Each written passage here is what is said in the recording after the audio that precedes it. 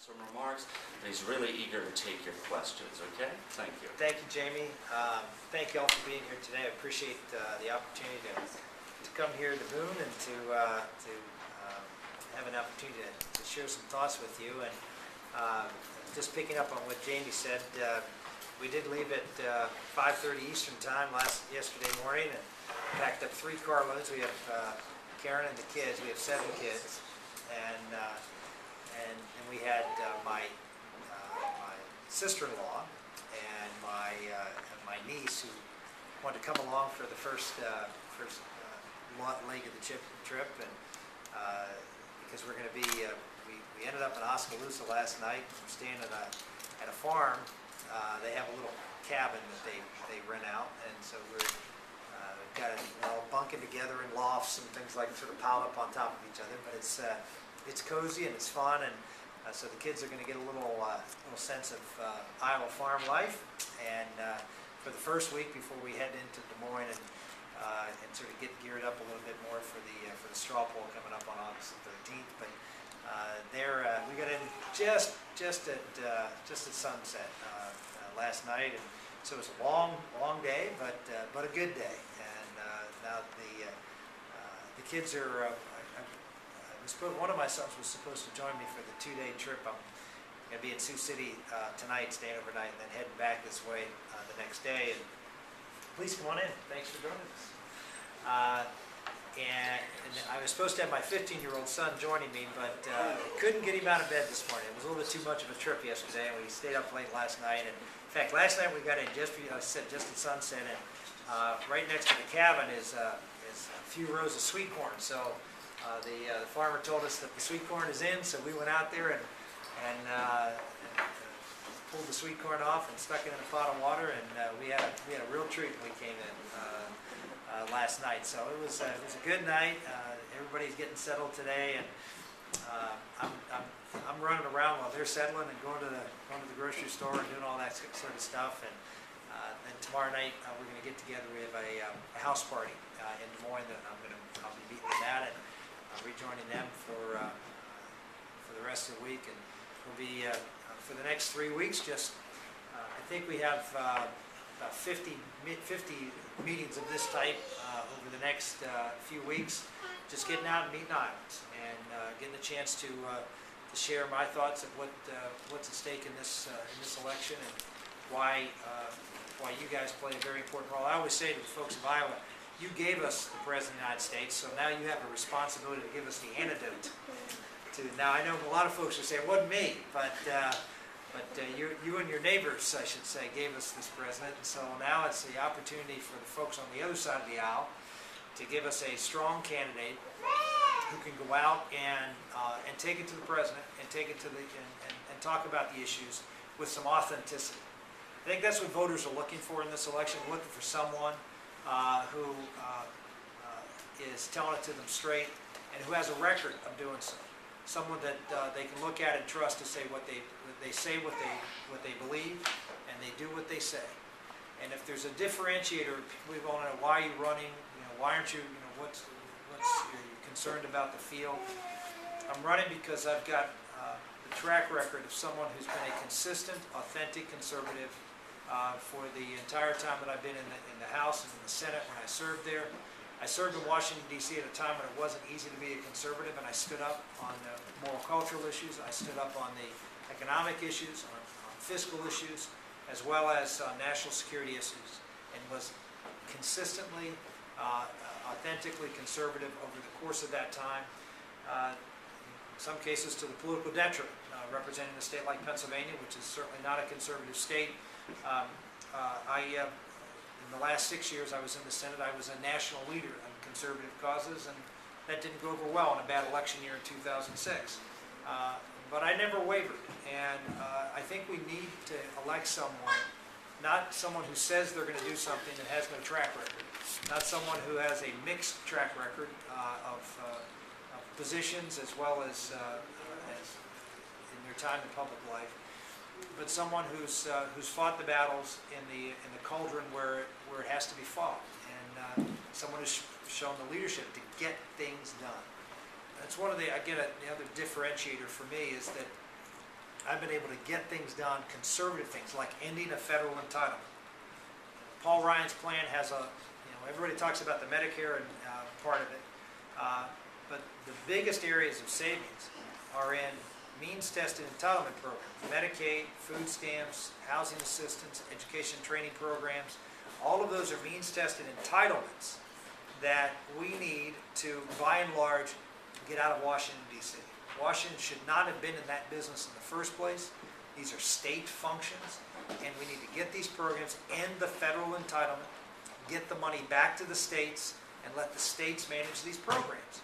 And there's one example of how, of a means-tested entitlement program where that occurred, and that is welfare reform. We did welfare reform back in 1995 and 96, and under a Democratic president who vetoed it twice because it was too dramatic.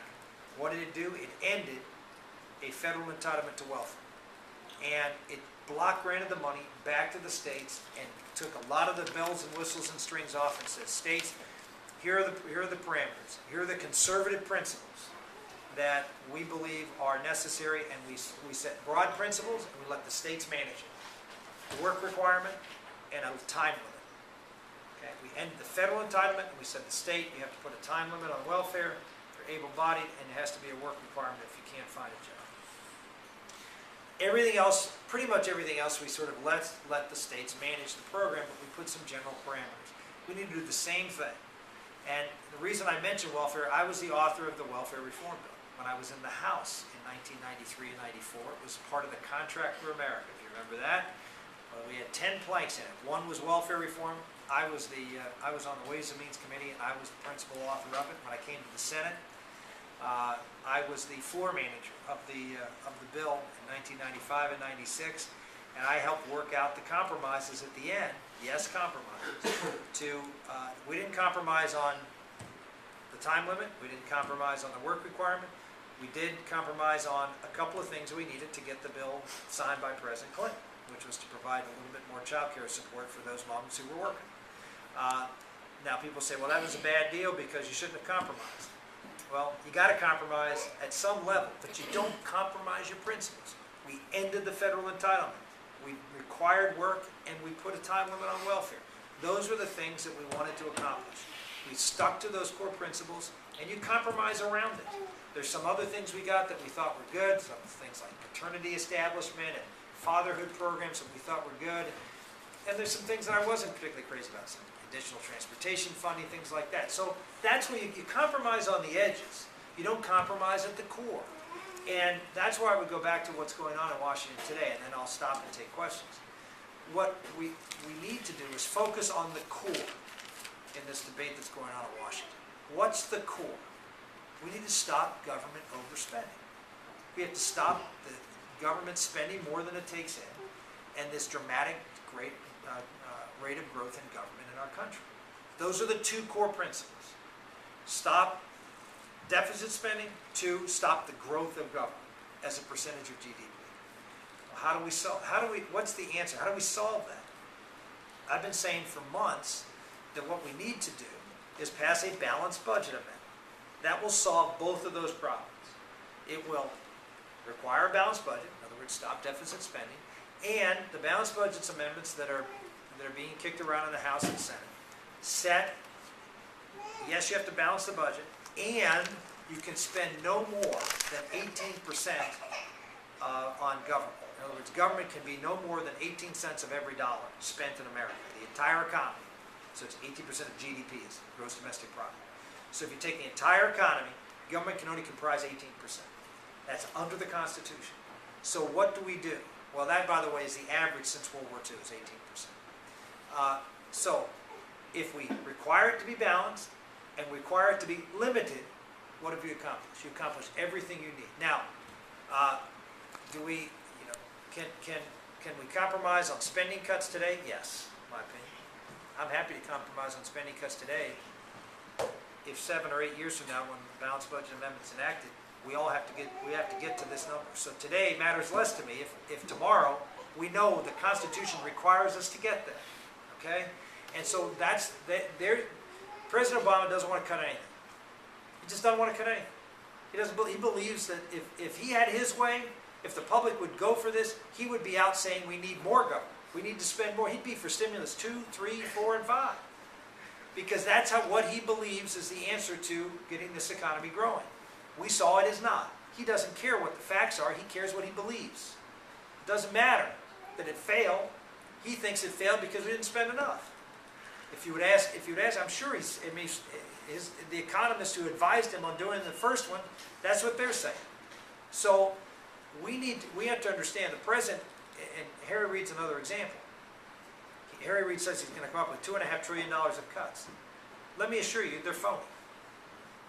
They're phony. And there are plenty of cuts you can find that are phony. That, we're going to adjust provider payments for Medicare in 2019. Yeah, good luck that we'll do that. After we've already cut providers to the point where they're not seeing Medicare patients anymore. And we're going to cut them more. Well, you can write that in the law, but it's never going to happen. But it shows up like it's going to happen, so it looks like you're saving $1 trillion. It's phony. There are all sorts of phony, unless the cut is immediate and it takes money out of someone's pocket today, it's not real. Because the next Congress, the next year can change it. And they will. Because a lot of them are just simply untenable. They're in areas that they know will never happen. And they put those up.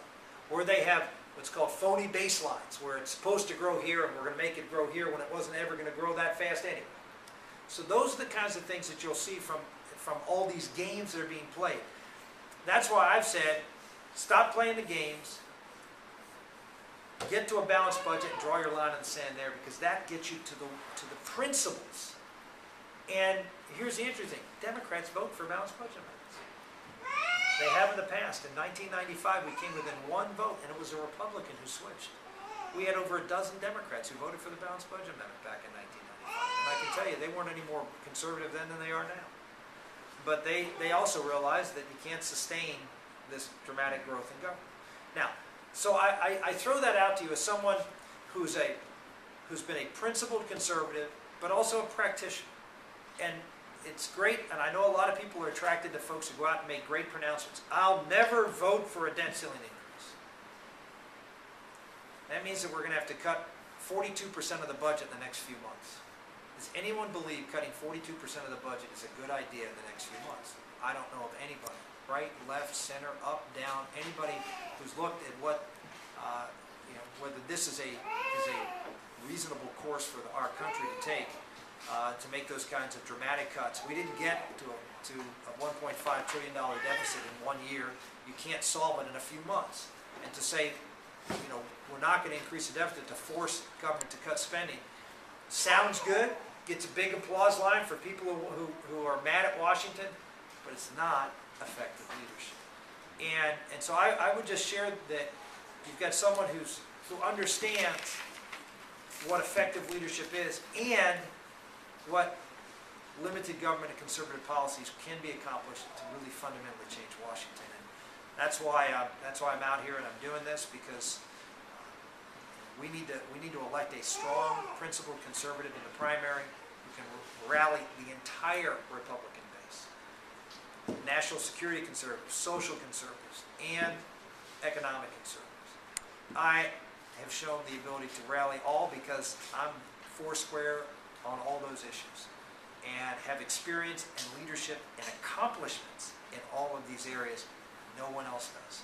And so that's why I'm out here talking to Iowans, and not in New York, because in New York they want to see how much money you've raised, they want to know what your poll numbers are. Here in Iowa they want to know what you believe and whether you can do the job. So I'll stop and take your questions. Or I can keep talking, don't worry about that. Well, just to be clear, you're okay with raising the debt limit then? If we pass the balanced budget amendment, I'm okay with raising the debt limit. That to me is the line in the sand. We have to pass some form of balanced budget. I'm even willing to negotiate on the balanced budget amendment. That's an area that 18% is not set in stone. That's where I'd like it to be. But let's see if we can get it done. Okay, you're the hardest campaigner out there, the hardest working campaigner. Let me ask you, when you was in Illinois, when those electoral votes are going to go to Obama anyway, was you able to resist and keep your mouth shut, not talk politics, or are you that passionate that you Well, no, I mean, I was in Chicago last week and, Still campaigning. talking to a group, and, my feeling is, this is a message, that I'm out there talking about it. It's a message that I think appeals to a broad cross-section of Americans. And that is that we are, and this is more of an informal talk than it is a, sort of a stump speech, but as I travel around the state, I mean, I talk about how what's at stake at this election is really foundational, and it is as simple as this: freedom. And why do I say that? Our country was founded on this principle that rights come from God to each and every person in America equal. It's in our Declaration of Independence, right? And that the role of government, as our founders envisioned it, and the reason they established the Constitution the way they did, was a document to limit government, particularly the federal government. And it was to limit government, in my opinion, to do three things. It's so stated in the Declaration of Independence: to protect life, liberty, and the pursuit of happiness. And so that's why I'm passionately for life. That's why I'm passionately for freedom. And that's also why, if you think about when the founders talked about the pursuit of happiness, they thought of happiness in the classical sense. They understood what true happiness is. And what's the road, as we all know from our Judeo-Christian heritage, what's the road to true happiness? Serving and loving God, doing what God's calling you to do in your life. That's the road to happiness. We all understand that. Now, we don't always follow it, but we fall off the path. But we know that ultimately, if we do good and we do right and we do justice, that ultimately is going to make us, in the end, happy. It's not easy, but we ultimately know that sometimes sacrifice and hard work and all those things lead to happiness. And that's how our founders envisioned it. But remember, it's life, liberty, and the pursuit. Government's job was to protect the pursuit. It's not to guarantee anybody happiness, but was to allow people to pursue happiness, to create an environment in which that could happen. A good, nurturing environment for people to pursue what God's call in their life is. That's what our founders believed. That's what I think our country is all about. And that's why I think our country is a moral enterprise. And so we can't just talk about basic economics. You have to talk about it in a broader sense. And so what I talk about is that our founders set up the Constitution to have government limited, so people would have those basic principles protected, and then be able to organically grow a great nation, right? People who had the right to life, right to be free, to pursue their dreams, live the life they wanted to lead, in consistency with the pursuit of what God's calling is. That's America, right? And what happened? We changed the world. People forget how fundamentally different the world is because of America. From the time of Jesus Christ to the time of 1776, life expectancy in the world did not change. It was about 40. It was 40 in 1776. We were an agrarian hunter-gathering society. Agrarian hunter-gathering society in 1776. What changed? 1800 years, nothing changed. America. Did the world change in Africa? Did the world change in the Muslim world? No. Did it change in China? No. It changed because America believed in you. America believed in free people, limited government. Remember, our founders came from countries where the king had the rights and then gave them to the people that he thought should get them. Our founders said, no, everybody has rights. And we're going to trust you. And instead of the king managing the economy, managing society, we let people do it. And it worked. Life expectancy doubled. The richest person in 1776 would, by creature comforts, be poorer than the poorest person we could possibly imagine in America today. We would be appalled that someone would live in the conditions that people lived in 1776. That would be considered destitute poverty. Why? Because we believed, government believed in you. We have a president who doesn't believe in it. He believes in him. He believes in government. He believes in him deciding what health insurance plan you should have, him deciding what loan you should have, him deciding what car you should buy, or whether you should buy a car, or how you should buy a car. It's all top down. It's we know best. At the heart of every, if you're gonna ask me any question here today, the heart of every one of those questions is freedom versus control. I guarantee you, any question you ask, it'll come back to, do I trust you or do I trust the government?